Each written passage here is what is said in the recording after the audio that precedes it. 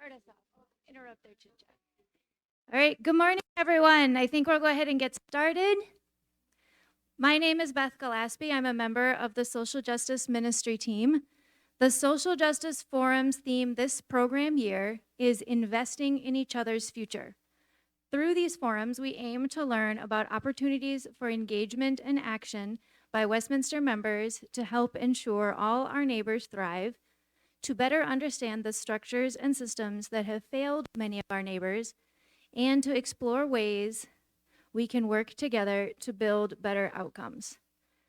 Today, we are pleased to present a forum about the Antiracism Task Force of the Presbytery of the Twin Cities area. Elena and myself are members of the panel of the task force, as well as Anna. And some other members have other commitments on Sunday morning, but they have pre-recorded a presentation for us. The task force, one of our leaders of the task force is the Reverend Anna Kendig Flores, who many of you know grew up at Westminster. Our task force will present our work over the past couple years in an assessment of Presbytery policies and practices. Before we get started, just a couple items. For those of you attending in person in the Meisel room, raise your hand and we'll bring a microphone to you so that everyone, including those on the live stream, can hear your questions and comments. And the trick with the mic is you got to speak into it like this. Otherwise, it doesn't pick you up. And for those attending on the live stream, please submit your comment or question in the live stream chat, and we'll monitor that and raise your questions and or comments. With that, Anna is going to give us a presentation, and then we'll take some questions, or if you have questions in the middle.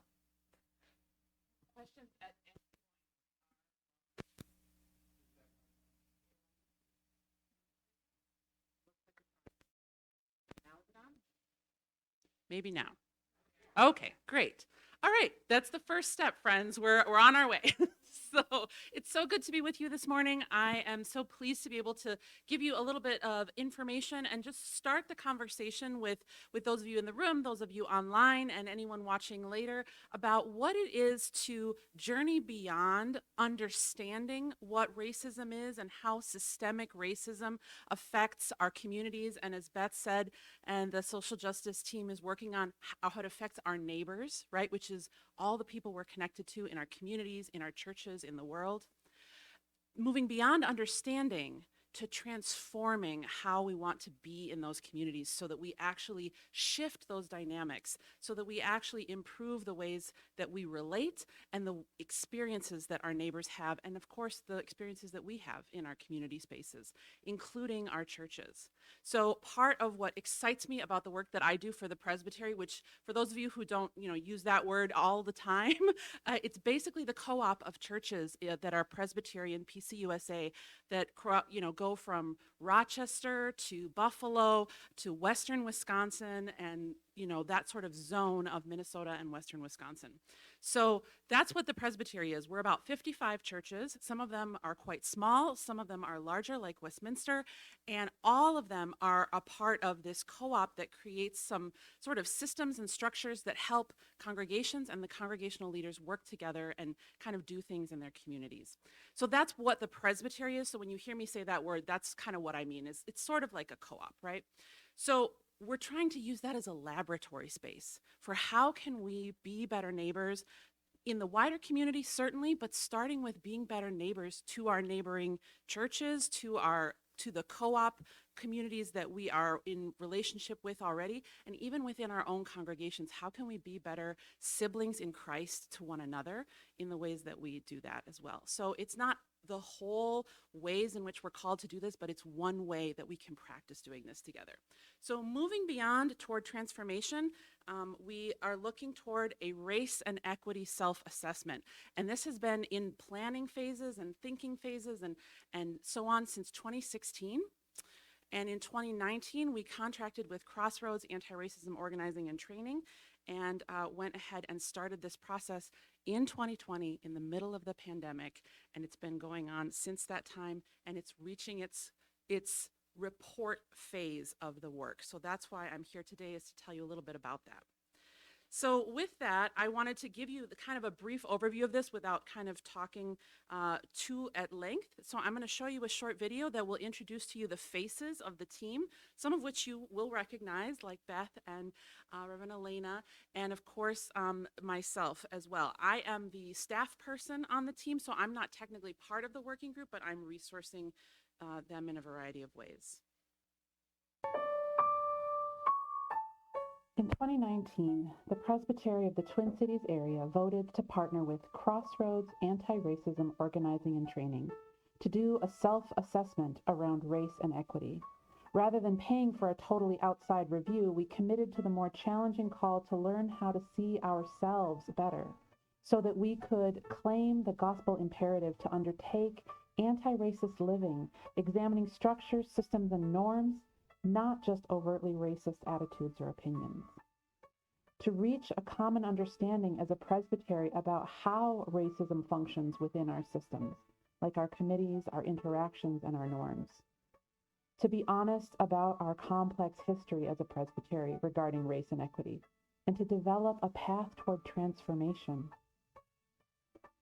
And finally, to develop tools for self-awareness, change, and future growth that we use together as a presbytery going forward. Of course, little did we know how pivotal 2020 would be for the reminder of how we're all knit together in a common garment of destiny, highlighting the conjoined pandemics of COVID and the realities of pervasive systemic injustice around race in our state, in our country, and in the world. Yet we knew we must continue. So we reconnected with the people who had said yes to forming a working group, people from our congregations, ruling elders, teaching elders, congregants, voices who knew the work of the wider presbytery well, and those who could come in with fresh eyes. And because this self-assessment is spiritual work that white-bodied people in particular need to learn to do, the group reflected our presbytery itself, which is predominantly white and yet has powerful anti-racist people of color in its midst. Led by Jessica Vasquez Torres from Crossroads, as well as supported by the EPs, the chair of the Antiracism Task Force, and the new Antiracism Coordinator. The path began to take shape, almost totally by Zoom. Doubts and questions certainly accompanied us, and overwhelm was never far away. But nonetheless, our hearts carried us forward on the path, letting our curiosity folks. Lead the way, asking hard questions, sharing treats, laughter, and joy where we could, coming together when COVID allowed for brainstorming, for deeper conversations, and data analysis from all those who participated from our congregations, gradually finding footing in how to ask these questions and to seek real answers. All along, we've been grounded in a deep love for one another, everyone in this presbytery and our wider communities that seeks freedom, always open to and guided by the Holy Spirit, looking toward a new vision for who we are called to be as the body of Christ going forward. So we prayerfully look forward to sharing what we're learning in 2023 and moving forward together. Reach out to Anna, myself, at any time for resources, ideas, questions, or anything else that would be helpful, and with ongoing gratitude for your support for this powerful and transforming work.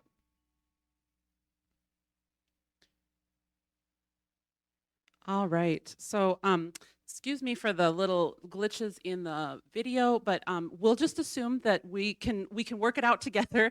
And if any major glitches happen, I will certainly fill in the blanks of what is happening. So, with that, that little intro, I just wanted to sketch out the work that's been happening since 2020. And so, again, if there are questions along the way, feel free to just raise your hand and ask them. But this is just a brief overview because I don't want to get bogged down in these sorts of pieces, but I do think that they can be helpful to understand the layers of work that this working group has been doing. So this is a group that we were asked to keep relatively small on purpose. So it's amazing the amount of work that they have done. So since 2020, right at the beginning of sort of this like route or game board sort of model, you can see there they worked with tools called like a matrix and a continuum. So those were self-study tools. They were looking at structures and systems within the Presbytery, and the working group was really kind of formulating its own ideas and analysis of what they were seeing happening. And then surveys and focus groups that tested some of those ideas and looked for what was being missed. So there were several focus groups that people were invited to across the Presbytery, and all sorts of things like that. And you all may remember that this would be like the summer of 2021. You may have seen in some Westminster emails, there was an invitation to take a brief survey from the Presbytery where you were asked some demographic information. And that survey was a part of this because it may not be obvious to all of us in individual congregations, but actually none of the PCUSA knows what the demographics are of its own congregations, right? Not because you can't sort of look around and sort of make some guesses, but again, they're guesses, right? And so we actually don't know. And so this was an important opportunity to try to ask people, how would you talk about yourself? How do you identify? And we asked questions about race, gender, sexual orientation, so on and so forth, so people could tell us about the fullness of who they are. And we asked some fun questions too, because there's a lot more to us than our demographics, of course. Analysis, discernment, and prayer, which is sort of the phase that we've been in most recently on the working group, is between analysis, discernment, and prayer, and starting to prepare the report. And so this has been a journey of several years at this point. We originally thought it would take 18 months. So as we know, everything that happened during the pandemic and the ongoing pandemic that we're in takes a little bit longer, but at the same time, it increases the richness of the conversations that we're having because we have to slow down.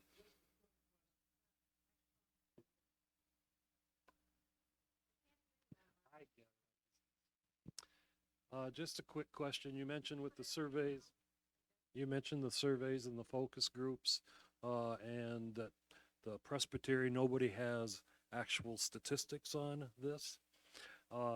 So did the surveys gain you anything? I mean, because surveys usually, if they have a 30% response rate, that's really good. 30% of nothing gets you a little bit above nothing, but not terribly high. I think that's a great point. Yes, you're right. We did not hear from 100% of the members of our congregations, but we did have a pretty good average. And what it helps us do is it helps us get a sense of what's going on, and it helps us get a sense of where the gaps are, right? So including how people talk about themselves, including who responded, all those sorts of things. So yes, if we wanted to do an exhaustive attempt to try to get at 100%, we could make that the focus of 2025. But what this allowed us to do is to get a sampling. And so no, it's not a full demographic survey that samples from every person, but it gets a sampling of across our congregations who responded and also who chose not to respond, right? And so that also is data. And so all of that information is going to be a part of this. And again, we never would pretend that any of these efforts are, looking at every minute detail. It's really trying to understand patterns and possibilities. So I hope that you all kind of hear that sense of it. So what I'm hoping we can do is, with the time that we have, hear a little bit from a panel that has been pre-recorded that talked a little bit about the process of actually being on this working group, going through all of these steps and phases. And then, of course, also looking toward the report itself. What are they thinking about? What's on their minds? That sort of thing. So again, these are pre-recorded videos. So if there's any skipping or anything like that that happens, we'll work with it along the way. But all of that to say, I hope you can hear from these voices, and then we can have a little bit of conversation together.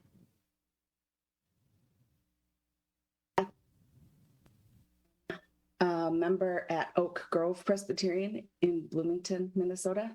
I'm one of the people, lifelong Presbyterian. I grew up in Southeast Iowa and have been migrating north since then. I don't know if I'll get to Canada.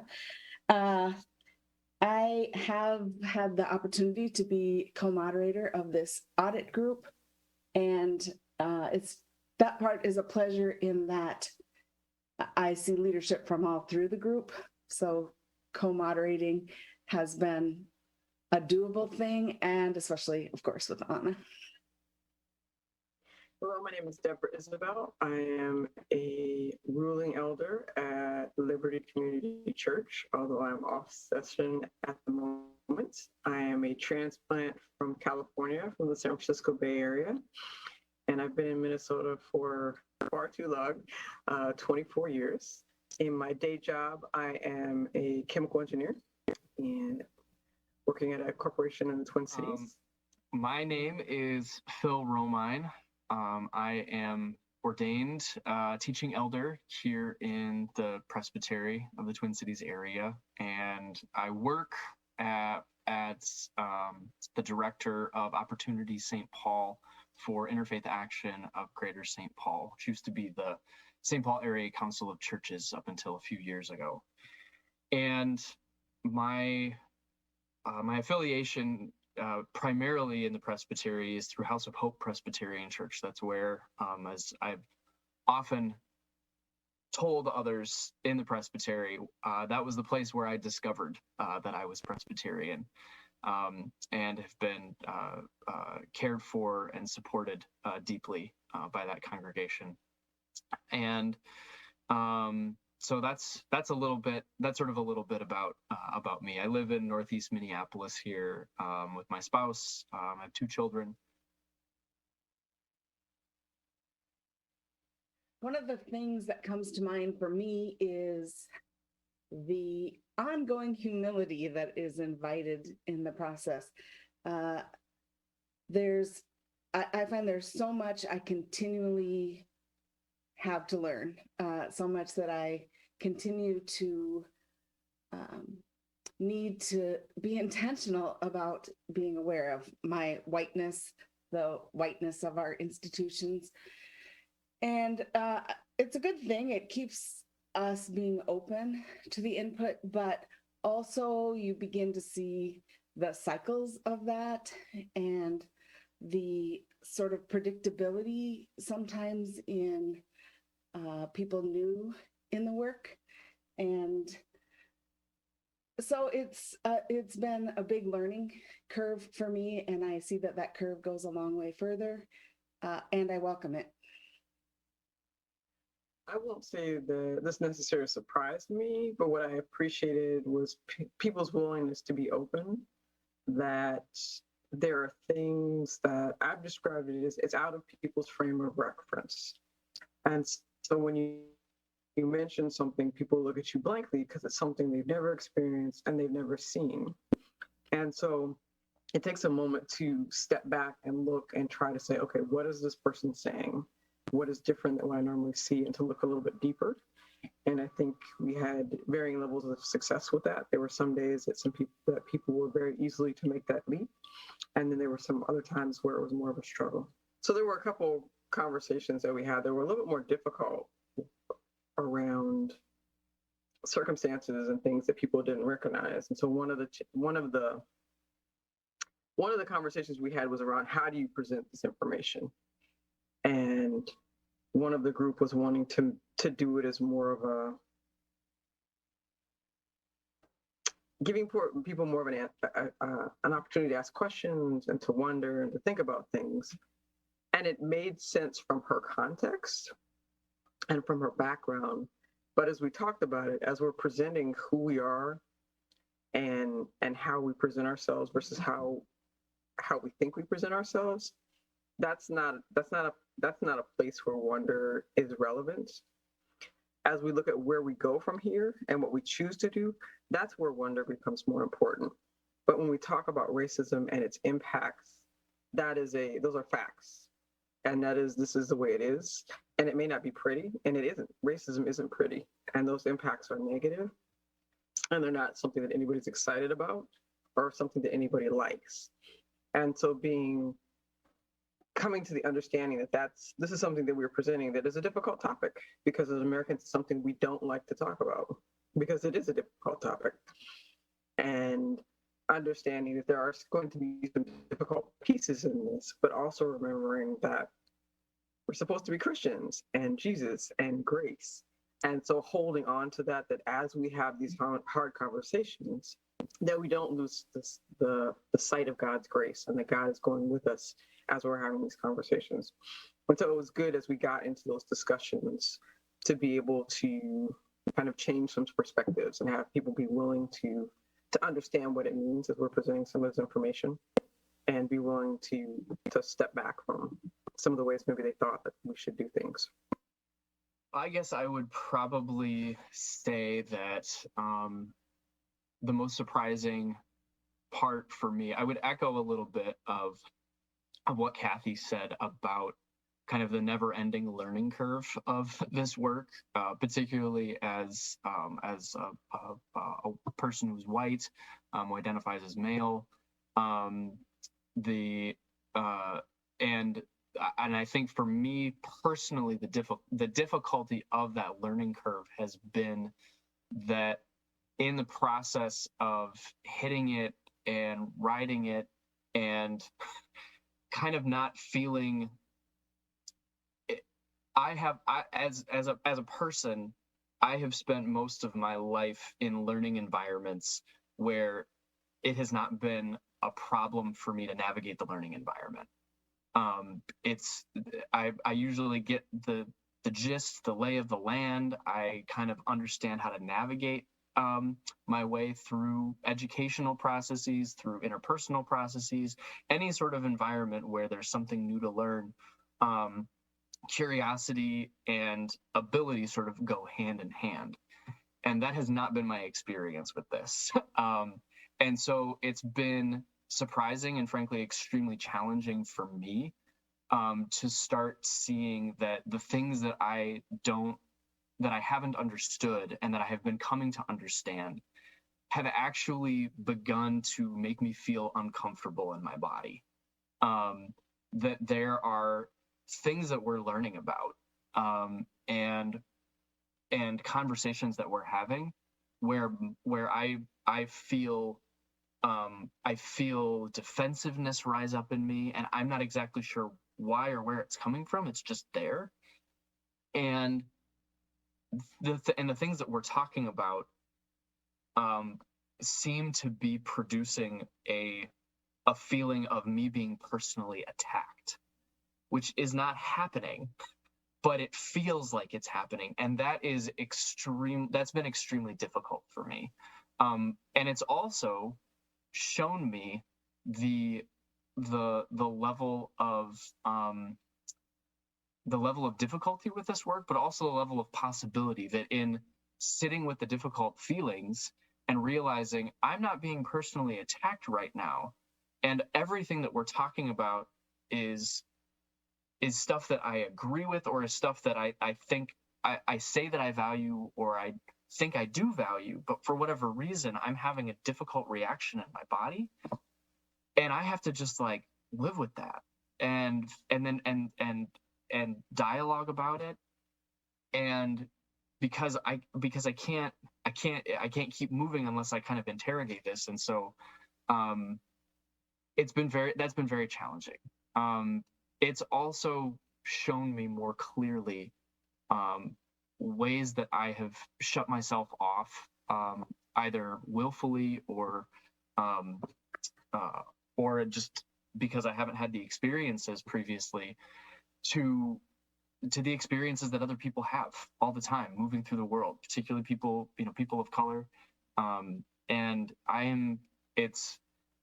that's been the most difficult part of the learning curve for me, I think.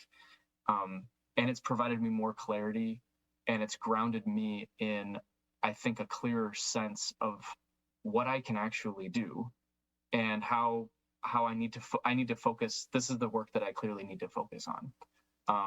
And it's also been extremely rewarding to see that this isn't something that I do alone. This isn't a process or a journey that I navigate by myself.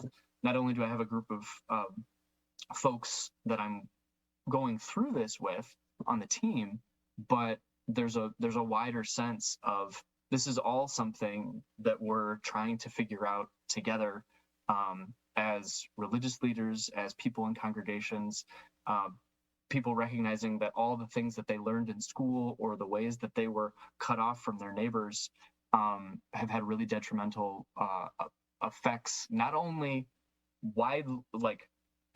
abstractly in society, but very personally for them, for me, for us. So that's been the most surprising and the most difficult part of this work. And it's also been the most clarifying and also kind of the most hopeful. So I hope you can get a And sense I there am- of some of the really great people we have on this team, including, as I said, some of the folks that are connected to Westminster. And I think that I want to pause for a second and hear if there's any responses or questions that come up after hearing those panelists. The panel conversation that I recorded with these folks was 45 minutes long. And so we're just going to watch a couple snippets simply because I want to make sure that it's not, us all sitting in a room together watching a video and having a little bit more time for exchange. But I will share the link of the whole conversation so that you can hear some of the really rich responses that we can't hear today. Any questions or responses to what you heard, things you're wondering about at this point?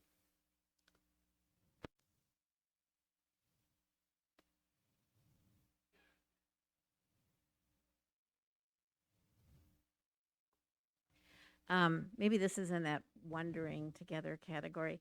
But the first speaker, she talked about, or she just mentioned in passing, in this process, sort of I don't know if she said this exactly this way, but a predictable way that people new to the process keep entering. Yeah. And so I guess that wondering part is thinking about, as we know that about human beings, or human beings here in this society anyway, how will that flavor our sense of action, or our recommendations for action? Yeah, I think that's a really good question. And I think that I really heard Kathy saying that from a place of recognizing her own journey too, right? And so recognizing like, oh, the way that I entered this in this conversation earlier in my life or earlier in this process might have seemed like it fit a pattern for those who had been in it longer, right? So she wasn't sort of saying like, oh, other people, right? But we all of us, from the points from which we enter, have a tendency to have certain responses or reactions or questions. And I think what it invites, Gretchen, I think, is the piece of figuring out how, if for white-bodied people or majority white communities, how to simultaneously have a sense of wanting to bring people in and be, I hesitate to use the word patience, because when we use the word patience, sometimes we mean infinite patience. But what I mean by that is sort of the capacity to hold where people are at and invite them to move forward, right? And so I think that recognizing that we're on a journey, we're not on a kind of permanent resting spots, we can tarry with people enough time to help them, give them room to move with the conversations that are happening, and then continue to move forward.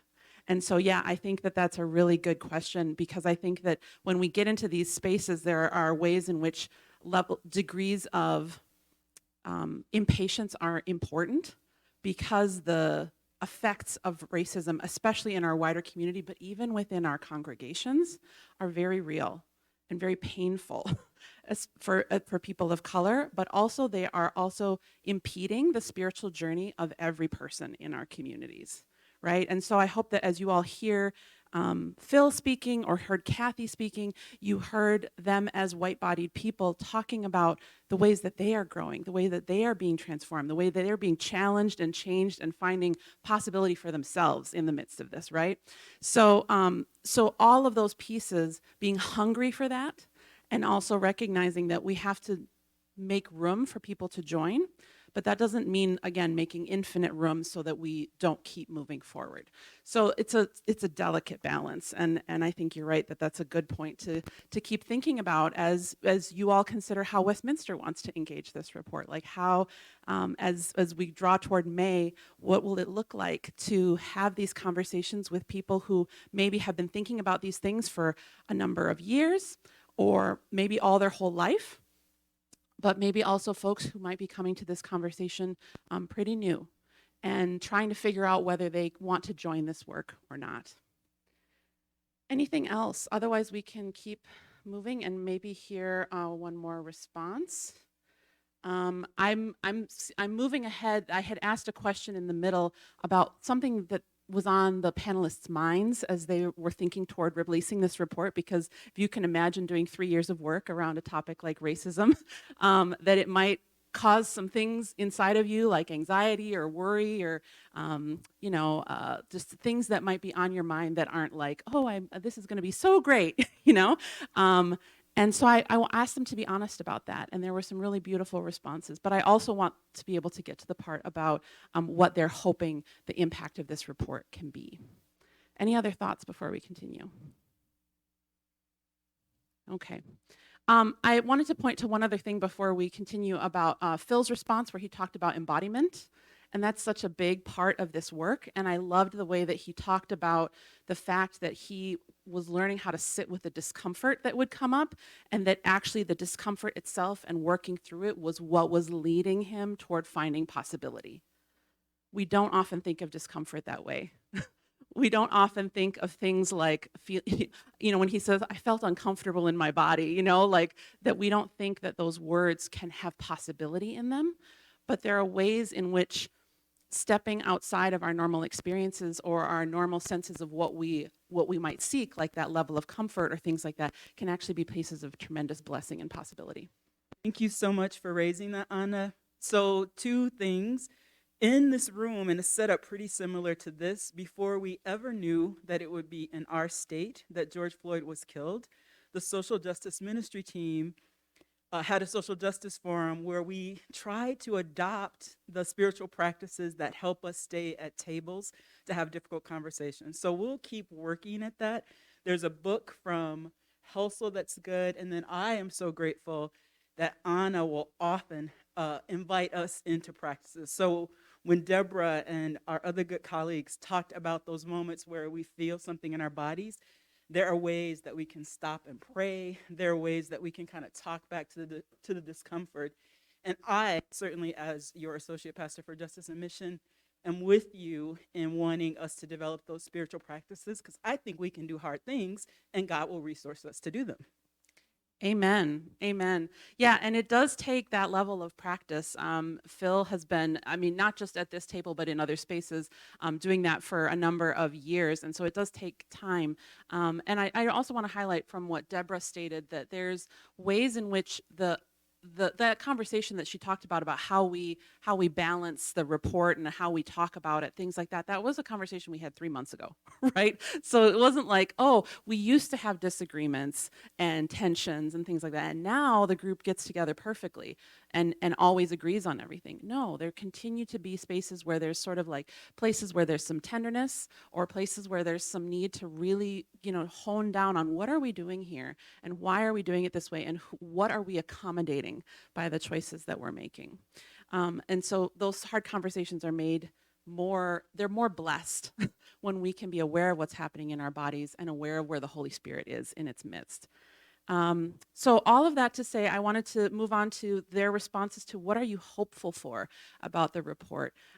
Just to say, there was a really great response from Deborah that we skipped over, but is really worth going back and listening to, where she talks about the importance of listening for God along the way in this journey, and that even though this report, the working group has been working for 3 years and has been meeting monthly and sometimes several times monthly and having retreats and all these sorts of things, organizing all the surveys and everything else, that feels like our work, right? Myself as a staff person, as them as a team, but it's not our work, right? Ultimately, what God will do with it is up to all of us listening to the Holy Spirit. And it's up to the working group listening to the Holy Spirit, but also the wider community, including those of y'all at Westminster as you're thinking about where you want to take this from here. So that was something she had been thinking about. And here we go on to hopefulness.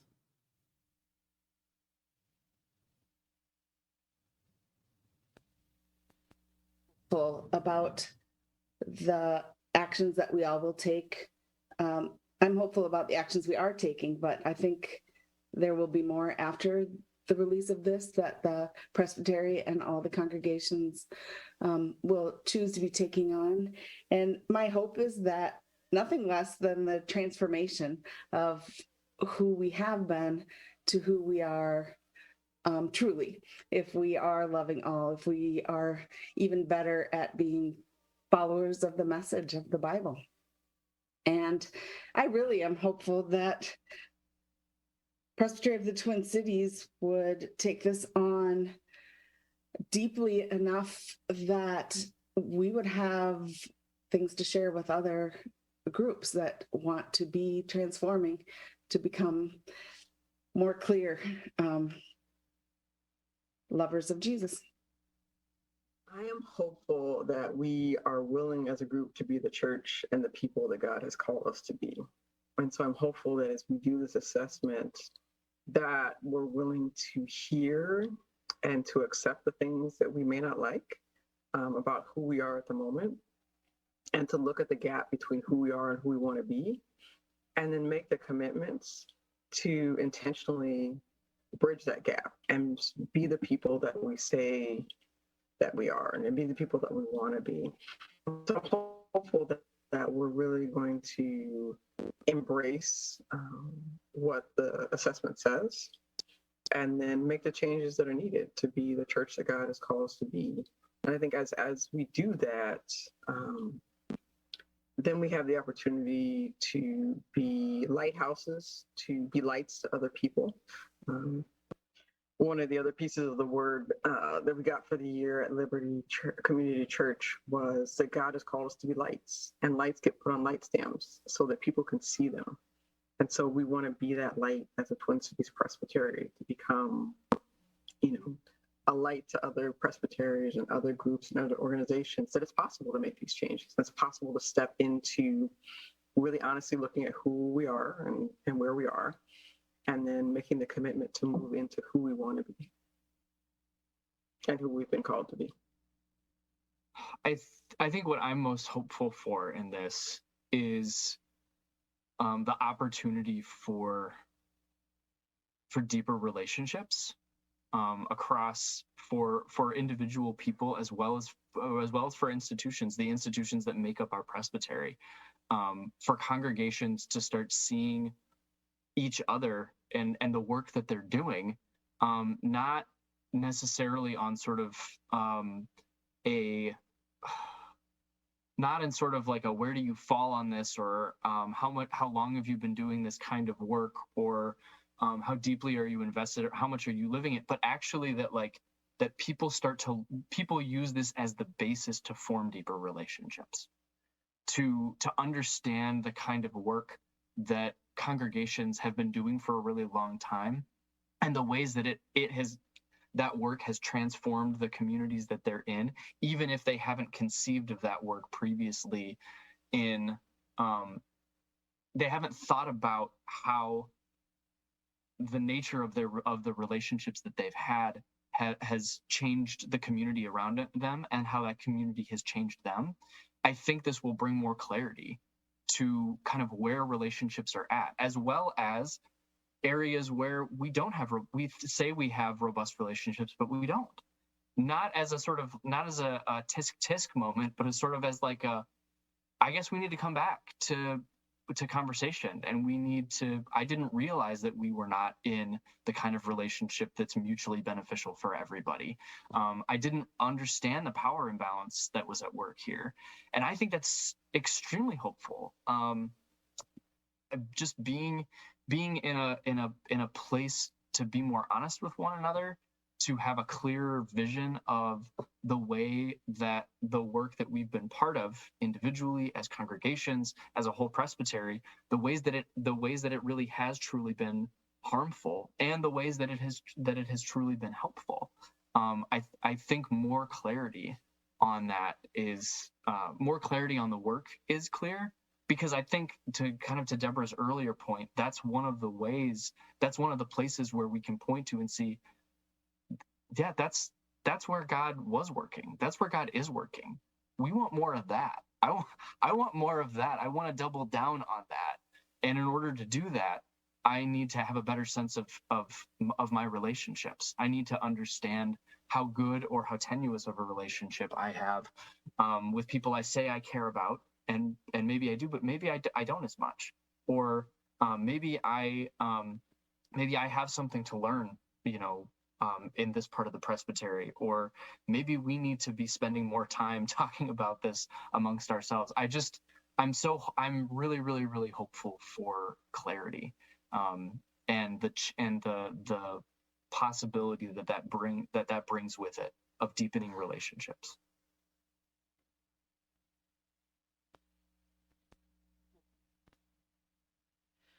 Any other thoughts or responses from some of the things that you're hearing?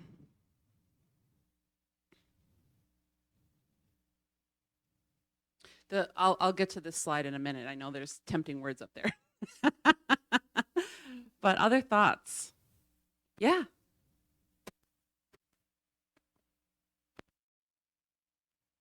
Thank you. I just wonder if you could share some examples of some of the systems and structures that have been most at the heart of the conversations that these panelists are describing. Yeah, so okay, so systems and structures could be something as simple as one of the questions that was asked on the survey is a question about, my congregation gives mission dollars from its excess after it has covered all of its own needs, something like that, right? And it's like, do you strongly agree, disagree, strongly disagree, or don't know? The number of people who said don't know was very curious. So the group had a lot of conversation about, what does that don't know mean?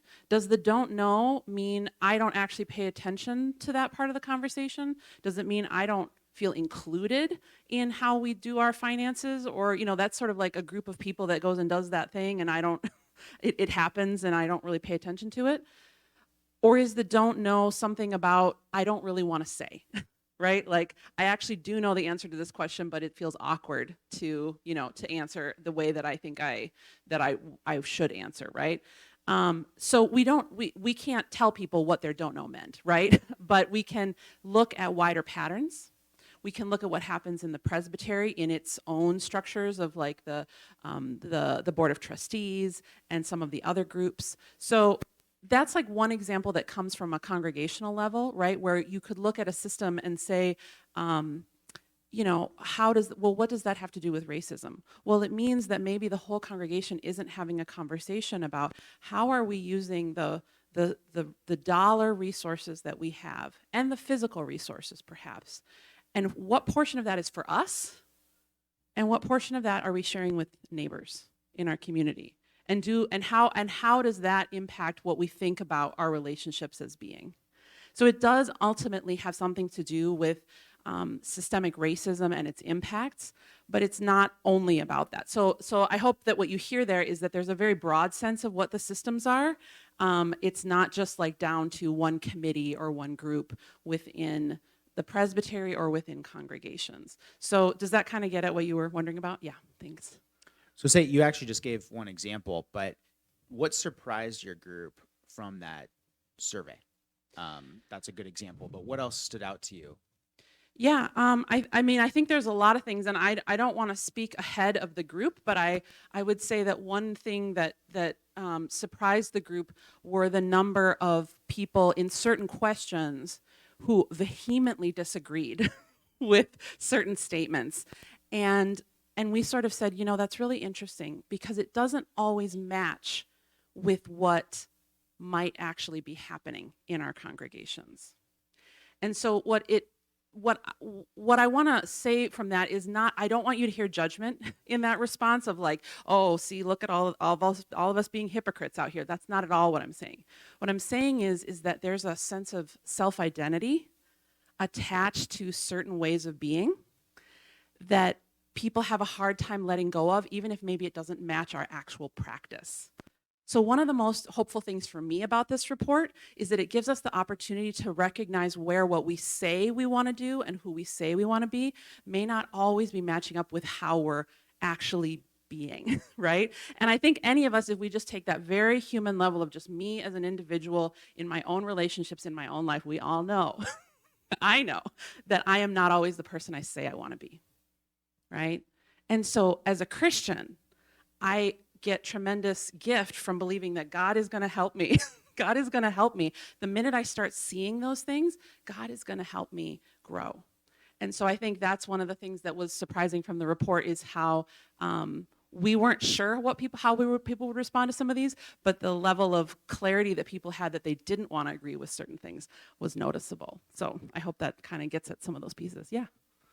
The Star Tribune has been playing out the last week an issue that came up in our small group conversations in the first year about the Dakota Wars and the response to the attack by the Dakota on the white settlers, and sort of where you start saying, well, they were justified in responding because they had been attacked, and that conversation almost identically matches people in our small group, and working through the context of that and why the attack happened and what the history was, eventually brought the folks who were saying, well, they deserved it. I mean, they had the right to do that.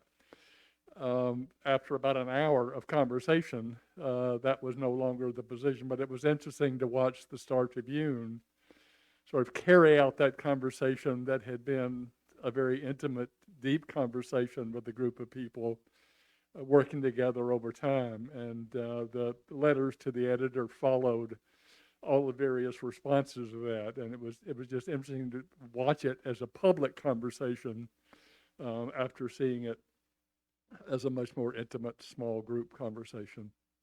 Yeah, I think it can be really powerful to see the ways that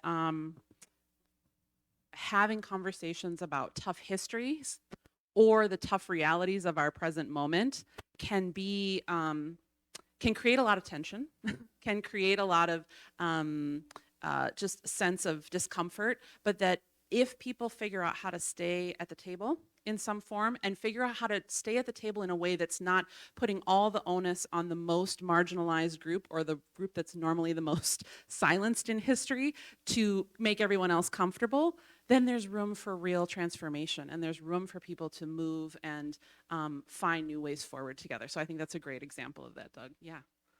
A couple of comments from online. One is just a general thank you for this work and for sharing it with us today.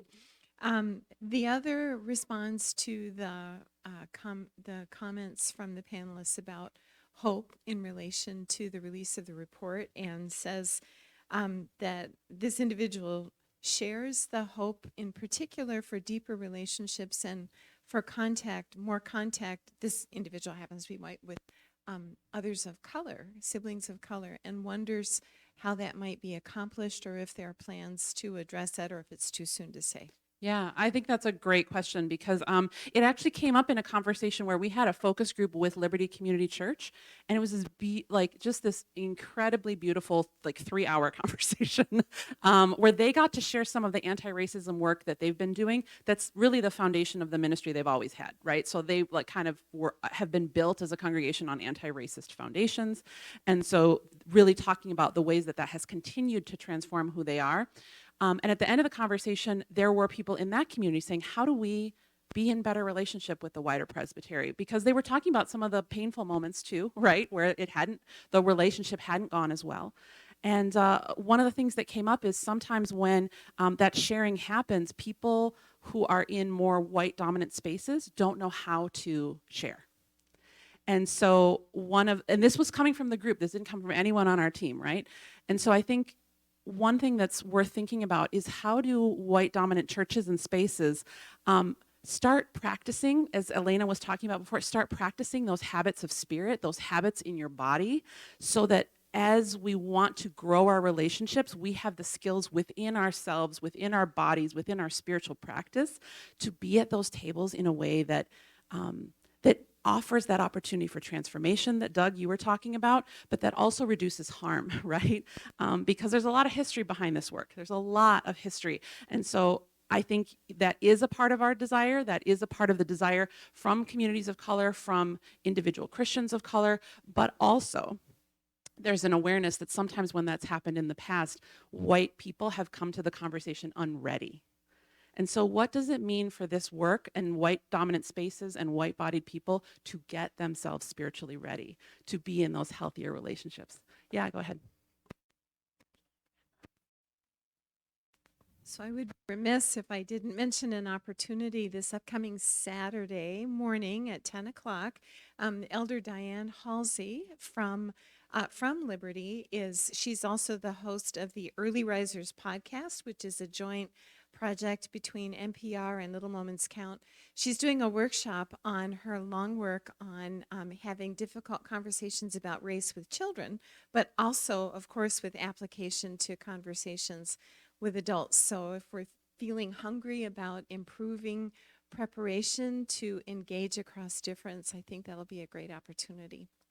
I'm excited to be at that. So I think that'll be wonderful. So with that, I want to leave a couple closing invitations.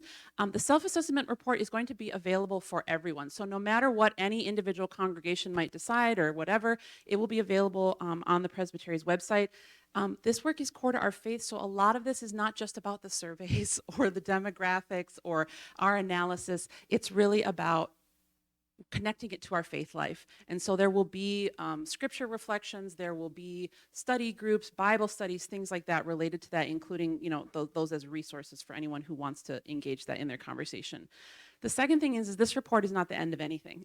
It's the beginning. It's the launching point for the wider community of the Presbytery, that co-op of churches, to decide what we want to do next. What do we all want to do as that co-op group, but also what do our individual congregations want to do? How can this report be a place for Westminster or other congregations to do its own discernment around what does this do in our bodies? What does this do in our community? How does this reflect who we are or who we wish we weren't, or who we wish and long to be in the world and as a part of Christ's body? So that what next piece being so important. So I was going to play this word from our contracted associate, Reverend Jessica Vasquez Torres, but I want to honor people's time.